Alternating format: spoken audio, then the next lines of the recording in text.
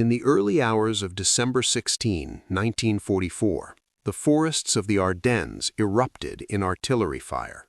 Snow-covered ridgelines flashed orange as German guns opened the largest offensive the Wehrmacht would launch in the West. It was a gamble conceived by Adolf Hitler himself: strike through the thinly held American lines, split the British and American armies, seize Antwerp, and force the Western Allies into a negotiated peace. The operation was named Wacht am Rhein, but history would remember it as the Battle of the Bulge. At the center of the northern thrust stood the Sixth SS Panzer Army, commanded by Sepp Dietrich. Hardened Waffen-SS formations, including elite panzer divisions, were assigned to punch through American defenses with speed and shock. Their objective was clear: break the line, cross the Meuse River, and roll toward the Channel ports. German planners counted on surprise, bad weather to ground Allied aircraft, and the belief that American troops in this quiet sector were inexperienced and complacent. The initial blow fell against U.S. units stretched thin across a wide front. Dense fog and heavy snowfall masked the German buildup. When the attack began, more than 1,000 artillery pieces unleashed a coordinated barrage. Shockwaves rippled through American positions. Telephone lines were severed. Command posts were buried. In the first hours, confusion reigned. German armored columns advanced rapidly along narrow forest roads. Kampfgruppen, combined arms battle groups built around tanks, pushed forward with infantry riding on half-tracks. Their progress in the first days was dramatic. In some sectors, they advanced nearly 60 kilometers, overrunning outposts and forcing American units into chaotic withdrawals. Road junctions fell. Supply depots were abandoned. The German high command believed momentum was on their side. But beneath the surface of that advance lay complications. The Ardennes was no open plain. It was a maze of woods, icy valleys, and limited road networks. Traffic congestion quickly became a hidden enemy. German columns jammed the few viable routes, creating bottlenecks that slowed the offensive. Fuel shortages, an issue that had plagued Germany since 1944, remained critical. The entire operation depended on capturing Allied fuel dumps along the way. Meanwhile, scattered American units began to stiffen.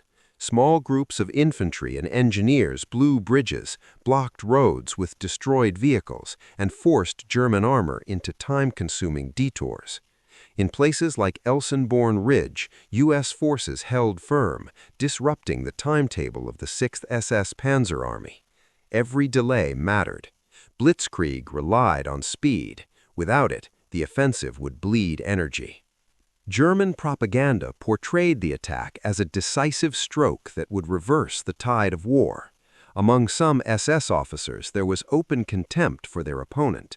The stereotype was simple: Americans were wealthy, industrial, comfortable, merchants rather than hardened soldiers. The expectation was that once shocked, they would collapse. Yet the battlefield told a more complex story. American artillery units, though initially surprised, began delivering devastating defensive fire. The U.S. Army's doctrine of flexible artillery coordination allowed forward observers to call down rapid concentrations. German columns advancing along frozen roads suddenly found themselves under precise barrages. Tanks were immobilized, infantry scattered into snow-filled ditches. Air power, temporarily neutralized by winter weather, loomed as a future threat. German planners had calculated that clouds and storms would shield their advance, but winter weather is unpredictable. Every day the skies might clear was a day of risk.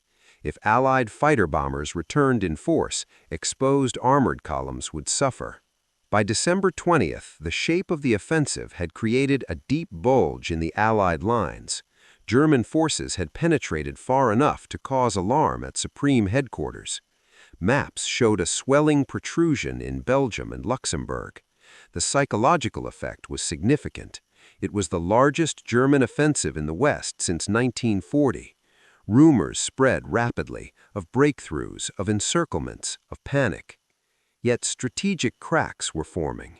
The northern thrust under Dietrich struggled against stubborn resistance and difficult terrain. Timetables slipped, fuel consumption exceeded projections, coordination between units became strained. The deeper the spearheads advanced, the more vulnerable their flanks became. What had begun as a thunderclap of surprise was turning into a race against time. Germany had committed some of its last operational reserves to this gamble. If the offensive stalled, there would be no second chance. The Reich's armored strength in the west was finite. Losses could not be replaced quickly. The forests of the Ardennes absorbed men and machines alike. Snow fell quietly over burning vehicles. Frozen bodies lay beside shattered trees. Beneath the dramatic headlines of rapid advances, a brutal attritional struggle was emerging, one that favored the side with greater resources and logistical depth. The assumption that the American army would simply break was proving dangerously optimistic. Shock had given way to resistance. Improvised defensive lines were forming. Commanders were regaining control. Reinforcements were being redirected. And somewhere far to the south, decisions were being made that would soon alter the trajectory of the entire campaign. The Sixth SS Panzer Army had struck hard and fast, carving deep into Allied territory. But Blitzkrieg was a blade that dulled quickly without fuel, speed, and surprise. As December 1944 wore on, the question was no longer whether the Germans could advance 60 kilometers. The question was whether they could sustain that advance long enough to achieve the strategic miracle Hitler demanded. In the frozen Ardennes, confidence began to collide with reality. By December 20th, 1944, the German offensive had carved a dangerous bulge into the Allied lines, and at the center of that swelling front lay a small Belgian town whose importance far exceeded its size. Bastogne was not a fortress, not a major industrial hub, not even heavily fortified. Its true value lay in its roads. 7 major routes converged there, forming a vital crossroads in the Ardennes. Whoever controlled Bastogne controlled movement across the region. As German armored columns advanced, it became clear that Bastogne was a key objective. If the town fell quickly, the panzers could continue west with fewer delays. If it held, the entire timetable of the offensive would be threatened. The race began. American commanders reacted rapidly. Elements of the 101st Airborne Division were rushed by truck into Bastogne, along with combat engineers and fragments of other units retreating from the initial shock. Many of the paratroopers had not expected to fight immediately. Some lacked winter clothing, and heavy equipment was limited. They arrived in freezing conditions, digging foxholes into ground so hard it had to be broken with explosives. Within days, German forces encircled the town. The ring tightened as armored and infantry units cut off the roads. Snow fell steadily. Temperatures dropped below freezing. Supplies ran low. Medical stations filled with wounded men, suffering not only from bullets and shell fragments, but from frostbite. Ammunition had to be rationed carefully. Artillery crews counted every shell. German artillery began pounding Bastogne. Shells crashed into buildings and tree lines, sending splinters of frozen wood through defensive positions. The forest around the town, once quiet and snow-covered, became a shattered landscape of broken trunks and smoking craters. Each bombardment was followed by probing infantry attacks, testing for weakness. Inside the encirclement, uncertainty weighed heavily. The defenders knew they were surrounded. Communication with higher headquarters was unreliable. Weather grounded most Allied aircraft, preventing resupply by air. The possibility of annihilation was real. On December 22nd, German envoys approached under a flag of truce. They delivered a written demand for surrender, warning of total destruction if resistance continued. The message was calculated to intimidate. The implication was clear. The situation was hopeless. Brigadier General Anthony McAuliffe, acting commander of the 101st Airborne Division, read the demand. His initial reaction was disbelief. According to accounts from officers present, his spontaneous reply was a single word: nuts. That word became the official response. When German officers requested clarification, an American officer explained bluntly, it meant, "Go to hell." The reply was more than defiance. It was psychological warfare. News of the response spread quickly among the troops, boosting morale. In the freezing foxholes around Bastogne, the message was clear: surrender was not an option. The siege intensified. German attacks struck from multiple directions, supported by tanks and assault guns. Anti-tank teams hid in tree lines, waiting for armor to approach before firing at close range. Artillery observers adjusted fire with precision, turning open fields into deadly zones. Every crossroads, every clearing became contested ground. Conditions remained brutal. Food was limited. Bandages were scarce. Surgeons worked without adequate supplies, often in unheated buildings. Wounded soldiers lay on stretchers in the cold, waiting for evacuation that could not yet come. Frostbite cases mounted. Rifles froze if not carefully maintained. Even simple tasks required enormous effort in sub-zero temperatures. Yet the defensive perimeter held. The German command faced a dilemma. Bastogne had to fall to keep the offensive on schedule, but taking it took time and resources. Repeated assaults failed to break the American lines decisively. Each failed attack cost precious men and vehicles that Germany could not easily replace. Then, on December 23rd, the weather shifted. The clouds began to break. Blue sky appeared over the white landscape. Allied aircraft roared overhead for the first time in days. Transport planes dropped desperately needed supplies by parachute, ammunition, medical kits, food. Fighter bombers attacked German positions surrounding the town, disrupting artillery batteries and supply routes. The airlift did not end the siege, but it changed the balance. The defenders were no longer isolated. Hope arrived from the sky, carried in canvas bundles drifting down over snow-covered fields. Inside Bastogne, exhaustion mixed with determination. The men understood that relief had to come from outside. They could hold, but not forever. Every day gained was critical. Every German delay mattered. The encirclement of Bastogne became more than a tactical episode. It became a symbol. German commanders expected a rapid collapse at this crossroads.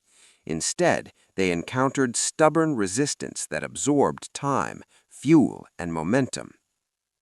Blitzkrieg depended on speed and continuous advance. Bastogne forced the offensive to pause, to bleed, to struggle. In the frozen Ardennes, surrounded and under fire, a small American force stood in the path of Germany's last great gamble. And while they endured artillery barrages and armored assaults, events beyond the ring were already in motion, movements that would soon transform the siege into something far more dangerous for the attackers than for the defenders. While Bastogne endured under siege, far to the south, a different kind of battle was unfolding, one of maps, timing, and impossible promises. At Allied Supreme Headquarters, General Dwight D. Eisenhower faced the most serious German counteroffensive in the West since 1940. Reports were incomplete, roads were clogged with retreating units. The enemy's intentions were still unclear. But one fact stood out. The German breakthrough had created a dangerous bulge, and Bastogne sat near its center. On December 19, senior Allied commanders gathered to assess the crisis. Among them was General George S. Patton, commander of the U.S. Third Army. Unlike many in the room, Patton had anticipated a German counterattack weeks earlier. His intelligence staff had studied unusual enemy movements and concluded that a winter offensive was possible. As a result, he had quietly instructed his staff to prepare contingency plans for a rapid shift north if needed. When Eisenhower turned to Patton and asked how quickly the Third Army could pivot to relieve Bastogne, the question carried enormous weight. Moving an entire field army in winter conditions was no small adjustment. It meant redirecting corps, divisions, artillery, fuel columns, and supply chains. It meant rewriting operational plans already in motion. Patton's reply stunned the room. He said he could attack in 48 hours. It sounded reckless, yet it was not a boast made without preparation. Behind the confidence was planning already done. Within hours of the meeting, Third Army staff officers were rewriting orders. Units previously advancing east toward the Saar were told to halt, regroup, and prepare to turn north. What followed was one of the most complex operational maneuvers of the European war. Approximately 133,000 soldiers began a 90-degree pivot. Entire divisions reversed direction on narrow winter roads. Convoys stretched for kilometers through snow and ice. Traffic control units worked around the clock to prevent gridlock. Engineers cleared obstacles and repaired frozen surfaces. Fuel had to be rerouted. Ammunition depots had to be relocated. Every delay threatened the timetable Patton had promised. The weather remained brutal. Vehicles skidded on icy roads. Tanks consumed enormous amounts of fuel just to move through slush and snow. Soldiers rode in open trucks through freezing winds, wrapped in blankets when available. Frostbite was a constant risk, yet the movement continued day and night. German intelligence did not initially grasp the scale of what was happening. The focus of their attention remained on consolidating the breakthrough and pressing toward the Meuse River. But as American columns advanced north, the strategic picture began to shift. The Bulge that had seemed like an opportunity now exposed vulnerable flanks.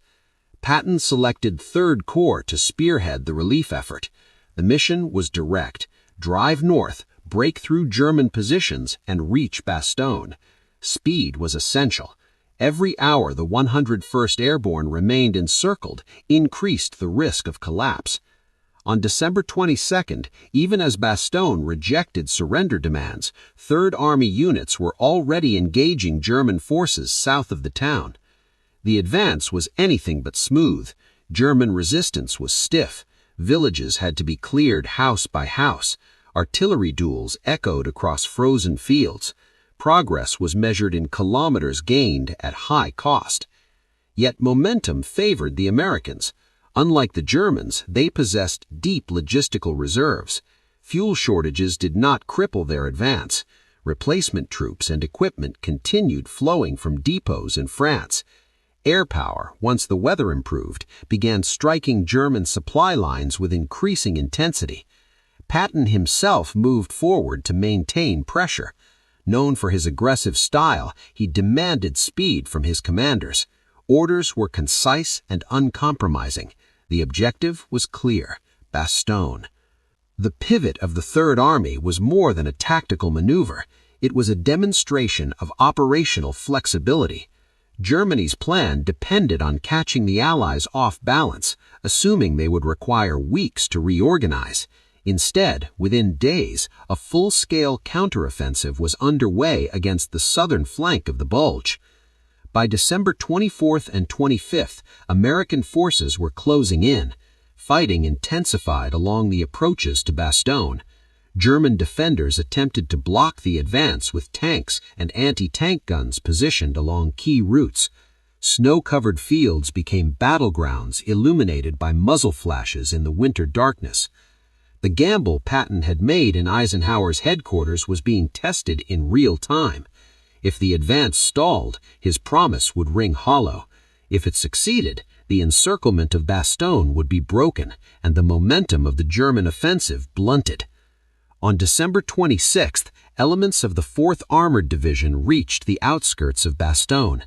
After days of relentless fighting, American tanks punched through German lines and established contact with the defenders inside the town. The siege was not entirely over. The perimeter remained under pressure, but the ring had been cracked. The rapid redeployment of the Third Army shocked even Allied observers.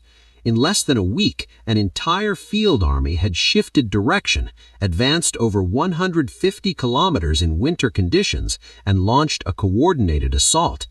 What German planners had believed would be a paralyzed opponent had instead responded with speed and cohesion. Blitzkrieg depended on surprise and relentless forward motion, but now the initiative was slipping. The Bulge that once represented German momentum had become a salient vulnerable to counterattack from multiple directions, and the force driving upward from the south was not slowing down. In the frozen Ardennes, a promise made in a heated conference room had transformed into steel and movement. The relief of Bastogne marked more than a tactical success. It signaled that the German gamble was beginning to unravel. By the time American forces reached Bastogne on December 26, 1944, the siege had been cracked, but the battle was far from over. The German ring was fractured, not shattered. Around the Bulge, tens of thousands of troops were still locked in brutal winter combat.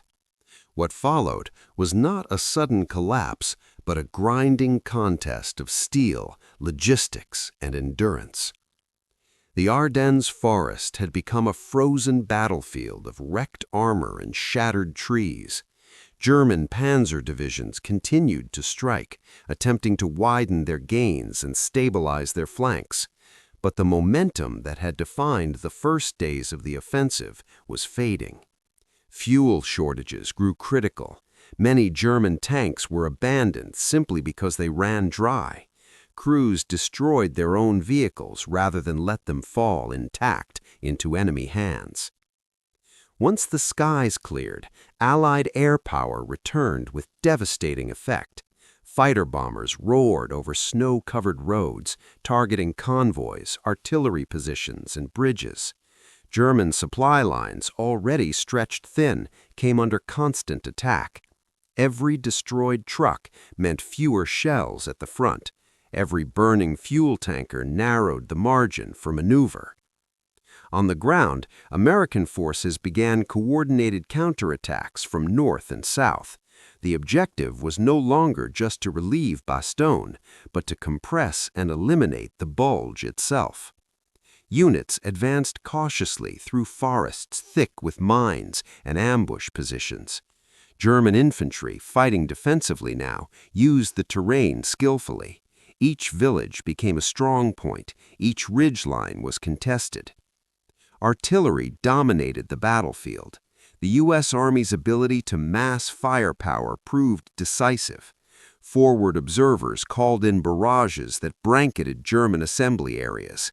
The thunder of coordinated fire missions echoed for kilometers. Against this weight of artillery and growing air superiority, German formations struggled to maintain cohesion. The fighting was savage and often close. In small towns across Belgium and Luxembourg, tanks dueled at short range. Infantry squads cleared buildings room by room. Snow turned pink in the aftermath of assaults. Casualties mounted on both sides. The cold remained relentless. Weapons malfunctioned. Engines froze overnight. Soldiers fought not only the enemy, but the environment itself. German commanders faced a deteriorating situation. The original timetable to reach the Meuse River had already failed. Instead of racing west, they were now defending exposed positions inside a narrowing salient. Their flanks were under pressure. Reserves were dwindling. Reinforcements were scarce. The deeper strategic reality was harsh. The offensive had committed many of Germany's last operational reserves in the West. Elite panzer divisions that might have been used to defend the Rhine were now trapped in attritional combat in the Ardennes. Losses in experienced crews, vehicles, and officers could not easily be replaced. Industry was strained, fuel production was insufficient, the gamble was consuming resources at an unsustainable rate. American forces pressed steadily. The Third Army continued attacking from the south, while units to the north pushed downward. The Bulge slowly contracted. Roads that had once carried German spearheads westward now served as retreat routes under constant air attack. Even so, the German army did not simply collapse.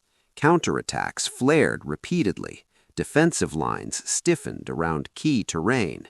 But each effort lacked the scale and coordination of the initial assault. The offensive spirit that had launched the attack was giving way to defensive necessity. By early January 1945, the initiative had fully shifted. Allied forces were no longer reacting, they were dictating the tempo. Bastogne, once isolated, now served as a forward base for continued operations. What had been a symbol of encirclement became a symbol of reversal. The weather that had initially shielded the German advance had betrayed them. Clear skies empowered Allied aircraft. Frozen ground, once firm enough for tanks to move rapidly, now locked damaged vehicles in place. Every burned-out Panther or Tiger tank became a monument to a failed thrust. The ring around Bastogne had been broken, but more importantly, the broader German offensive had lost its momentum. What remained was a costly struggle for survival within the Bulge itself. And with each passing day, the strategic balance tilted further against the Reich. The Ardennes no longer echoed with the confident advance of blitzkrieg. Instead, it resounded with the steady pressure of a counteroffensive that was grinding Germany's last reserves into the snow. By January 1945, the Ardennes offensive had lost its driving force. What had begun as a bold attempt to split the Allied front was now a shrinking salient under relentless pressure. The Bulge that once symbolized German resurgence was collapsing inward. The final phase of the battle was no longer about breakthrough, it was about survival. Allied forces attacked methodically from multiple directions. To the north, British and American units pushed southward. From the south, the U.S. Third Army continued its advance. The pressure tightened like a vice. German units attempted organized withdrawals, but retreat under fire in winter conditions was chaotic and costly. Roads were jammed with damaged vehicles, horse-drawn wagons, and exhausted infantry moving through snow and ice. Fuel shortages reached critical levels. Many German armored units could no longer maneuver effectively. Tanks were hidden in defensive positions because there was not enough fuel for offensive action. Some crews destroyed their own machines before retreating. Others abandoned them in ditches and forests. The image of unstoppable panzer columns had given way to scattered wreckage across frozen fields. Casualties mounted rapidly. The Battle of the Bulge became the largest and bloodiest battle fought by the United States Army during World War II. American forces suffered over 80,000 casualties, killed, wounded, missing, and captured. German losses were severe as well, estimated between 70,000 and 100,000. But the difference lay in replacement capacity. The United States could replenish its losses, Germany could not. The offensive had consumed many of the Reich's last strategic reserves in the West. Elite formations, including those from the Sixth SS Panzer Army, had been committed to a gamble that failed to achieve its objective. Experienced tank crews, officers, and veteran infantry were lost in numbers that Germany's shrinking manpower pool could not sustain. Factories under Allied bombing struggled to replace destroyed vehicles. Synthetic fuel production was insufficient to support future large-scale offensives. By mid-January, Allied forces had retaken much of the lost ground.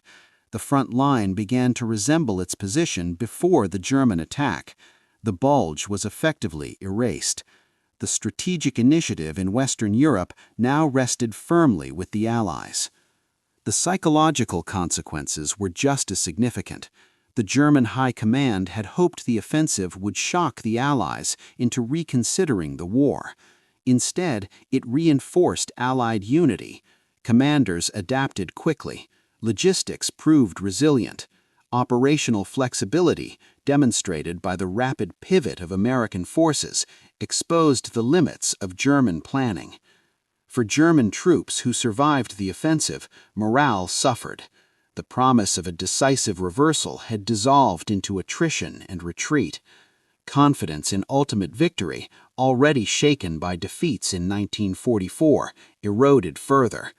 The realization grew that this had been the last major offensive capability available in the West. Strategically, the failure accelerated Germany's decline. In February and March 1945, Allied forces prepared to cross the Rhine River, the final natural defensive barrier before the heart of Germany. The resources lost in the Ardennes were resources that could not defend that river effectively. The road to the interior of the Reich lay increasingly open. The myth of unstoppable blitzkrieg, forged in Poland and France, had been decisively broken. Blitzkrieg depended on speed, surprise, and overwhelming concentration of force. In the Ardennes, those elements briefly reappeared, but modern war in 1944 was different from 1940. Allied air superiority, logistical depth, industrial power, and coordinated command structures proved decisive. Speed alone could not compensate for strategic imbalance. By late January 1945, the Ardennes forest fell quiet again. Snow covered destroyed armor and frozen trenches. The scale of destruction became visible as front lines moved eastward. What remained was evidence of a desperate gamble, one that had cost Germany irreplaceable strength. Within 4 months, the war in Europe would end. The collapse that followed in the spring of 1945 was shaped in part by what had happened during those winter weeks. The Battle of the Bulge did not merely halt a German offensive. It drained the final reserves of offensive power in the West and ensured that when the Allies advanced again, they would face an enemy increasingly unable to respond with large-scale maneuver. In the end, the winter gamble in the Ardennes marked the beginning of the final chapter of the war in Europe. The ring around Bastogne had been broken, the Bulge had been erased, and the last great offensive of the Reich had ended not in victory, but in irreversible decline.